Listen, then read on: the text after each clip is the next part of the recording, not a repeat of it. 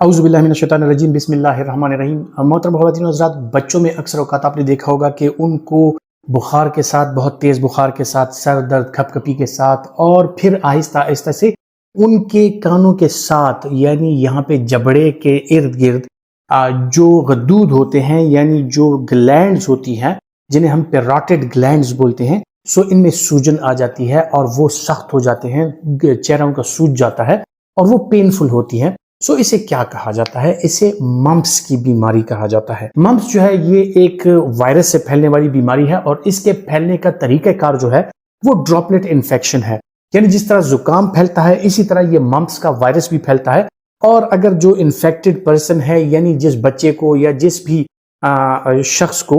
یہ ممپس کا مسئلہ ہو، تو اس کے ڈراپلیٹس، اگر وہ بات کرتا ہے، اگر وہ چھینکتا ہے، یا اگر وہ کہیں پہ اپنا میوکس گراتا ہے، ناک صاف کرتا ہے، اور اسی طرح اگر کھانستا ہے، تو یہ ڈراپلیٹس کی شکل میں جو ہے تو یہ منتقل ہوتی ہے، اور دوسرے لوگ سانس کے ذریعے اس کو اندر لے جاتے ہیں، یا اسی پیشنٹ کا جو ممپس کا شکار ہے، اسی بچے کا یا جو بھی اس کا شکار ہے، اس کا جو سلائیوا یعنی منہ کی جو رطوبت ہے، لعاب ہے، اگر وہ کوئی چمچ استعمال کرتا ہے یا اس طرح کوئی اور چیز استعمال کرتا ہے اور وہی کوئی دوسرا بندہ استعمال کر لے، لعاب کے ساتھ بھی جو ہے تو اس کے پھیلنے کا اندیشہ ہوتا ہے۔ اسی طرح اس کی علامات جو ہوتی ہیں وہ یہ ہوتی ہیں کہ بچوں میں خصوصاً یہ زیادہ ہوتا ہے، ان بچوں میں بہت تیز بخار ہوتا ہے، نہ ان کو کھانسی ہوتی ہے نہ کچھ اور مسئلہ ہوتا ہے، ان کا بدن دکھ رہا ہوتا ہے، اور ان کے جو پٹھے ہیں خصوصاً اور جوائنٹس ہیں ان میں شدید قسم کا درد ہوتا ہے۔ بچے کو جب آپ ڈاکٹر کے پاس لے کے جاتے ہیں، اس میں کوئی اس طرح کا سائن نہیں ملتا کہ یا اس کا گلا خراب ہے، یا اس کا پیٹ خراب ہے، یا اس کو اور کچھ اس طرح کا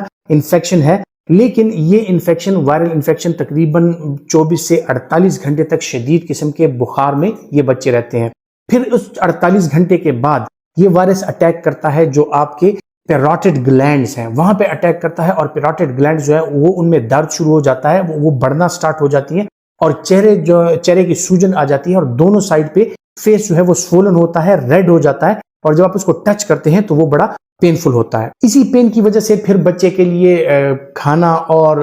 پانی وغیرہ پینا یا جو بھی چیز وہ نگلتا ہے وہ اس کو بڑی سخت تکلیف ہوتی ہے، وہ چبا نہیں سکتا، اور اس کا جو میسٹیکیشن کا عمل ہے وہ بہت تکلیف دہ ہو جاتا ہے۔ بچے کو تکلیف زیادہ ہوتی ہے، جو غدود ہیں وہ بڑھ جاتے ہیں، اور اسی کے ساتھ ساتھ جو ہے تو وہ بخار ختم ہونے لگتا ہے، لیکن یہ درد جو ہے یہ کافی دنوں تک رہتا ہے، 2 سے 5 دن تقریباً یہ سویلنگ بھی رہتی ہے، یہ درد بھی رہتا ہے۔ اس صورت میں بچہ جو ہے وہ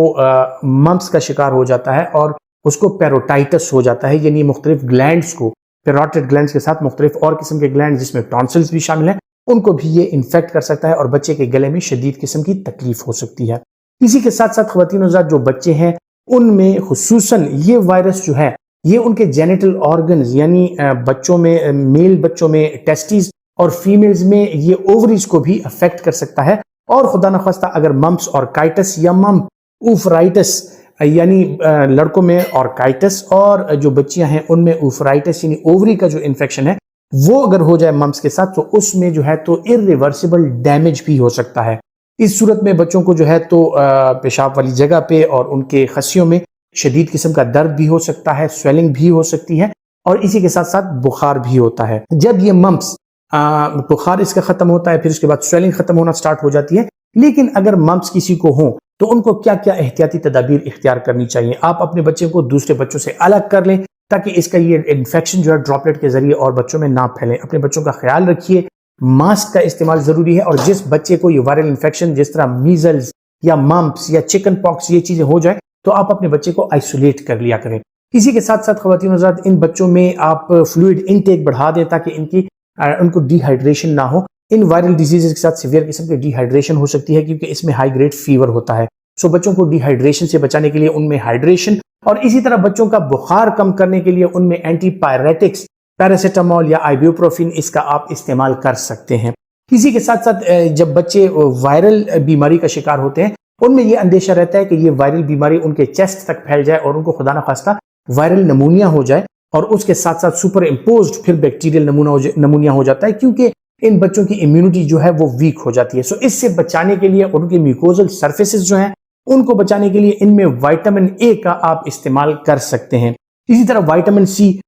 فلوئڈ انٹیک کے ساتھ ان کے لیے بہت زیادہ ضروری ہے، امیونٹی بوسٹر ہے، اور اگر گلا خراب ہو جائے، ساتھ میں بیکٹیریل انفیکشن ہو جائے، تو اس میں ہم اینٹی بایوٹک کا استعمال بھی کروا سکتے ہیں۔ آپ کے بچوں کو اگر تکلیف ہوتی ہے سویلنگ کی وجہ سے، درد کی وجہ سے، سو اس میں کولڈ اور ہاٹ دونوں قسم کی پیکنگز جو ہے، آپ ان کو ہارٹ مساج بھی کرا سکتے ہیں نیم گرم، یا ان کو آئس کولڈ مساج بھی کرا سکتے ہیں، جس سے ان کے چہرے کی اور ان کے ردود کے جو سویلنگ ہے وہ بھی کم ہو جاتی ہے اور ان کا درد بھی کم ہو جاتا ہے۔ اسی طرح خواتین حضرات، جب ممپس ایک دفعہ ہو جائے تو آپ کے بچے کا پھر معائنہ جو ہے وہ ڈاکٹر سے، مستند ڈاکٹر سے بہت زیادہ ضروری ہے کہ آپ کا مستند ڈاکٹر اس کا معائنہ کرے کہ خدا نخواستہ آپ کے بچے میں اوفرائٹس، آپ کی بچی میں یا آپ کے میل بچے میں آرکائٹس کا مسئلہ تو نہیں ہے، کیونکہ خدا نخواستہ اگر آپ کے بچے یا بچیوں میں اوفرائٹس یا آرکائٹس کا مسئلہ ہو جائے ممپس کے ساتھ، سو یہ آگے چل کر ان میں مستقل طور پہ بے اولادی کی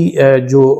پرابلم ہوتی ہے اس کا سبب بھی بن سکتا ہے۔ خواتین حضرات، یہ چھوٹی چھوٹی بیماریاں ہیں لیکن جو بہت زیادہ پھیلتی ہیں، اور خصوصاً جن ایریاز میں کنجسٹڈ آبادیاں ہوں وہاں پہ زیادہ پھیلتی ہیں۔ آپ کے بچے کو اگر خدا نخواستہ اس قسم کی پرابلم ہے تو اس کو اسکول ہرگز نہ بھیجیں، اس کو دوسرے بچوں سے الگ کر لیں، اور یہ جنرل تدابیر جو ہے اس کا احتیاط اس کی جاری رکھیں، اپنے آپ کو بھی اس سے بچائیں اور دوسروں کو بھی اس سے بچائیں۔ اپنا بہت سا خیال رکھیے گا۔ اللہ حافظ۔